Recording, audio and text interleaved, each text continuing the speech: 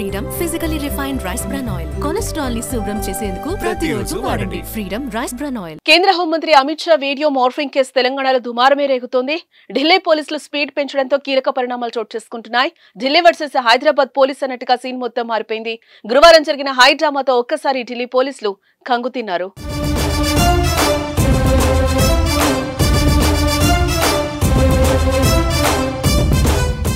రిజర్వేషన్లపై అమిత్ షా చేసిన వ్యాఖ్యలకు సంబంధించిన వీడియోను మార్ఫింగ్ చేసి వైరల్ చేశారనే ఆరోపణలతో టీపీసీసీ సోషల్ మీడియా వారియర్స్ పై ఢిల్లీతో పాటు రాష్ట్రంలో పలుచోట్ల కేసులు నమోదయ్యాయి.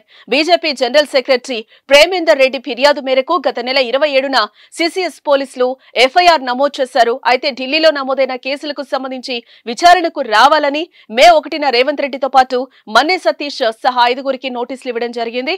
అయితే ఎవరూ విచారణకైతే హాజరు కాలేదు.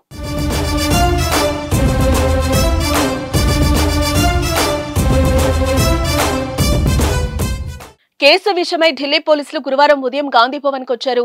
సోషల్ మీడియా సభ్యుల కోసం ఆరా తీశారు. అయితే ఇంతలోనే హైడ్రామా చోటు చేసుకుంది. ఢిల్లీ పోలీసుల కంటే ముందే మన్నె సతీష్, గీతా, నవీన్, అస్మా తస్లీం, శివ తదితరుల్ని హైదరాబాద్ సీసీఎస్ పోలీసులు అరెస్టు చేయడం జరిగింది.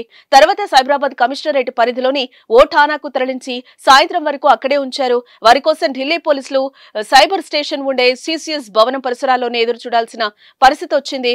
పోలీసుల అదుపులో ఉండడంతో వారిని అరెస్టు చేసే అవకాశం లేక ఢిల్లీ పోలీసులు ఉన్నతాధికారులను సంప్రదించారు. నిందితులను కస్టడీకి తీసుకునేందుకు కోర్టు ద్వారా ముందుకెళ్లాలని భావిస్తున్నారు.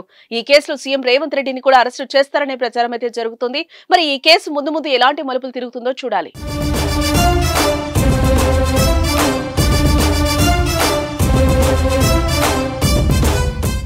సుమన్ టీవీలో మీ పర్సనల్ అండ్ బిజినెస్ ప్రమోషన్స్ కోసం కింది నెంబర్కి కాంటాక్ట్ చేయండి.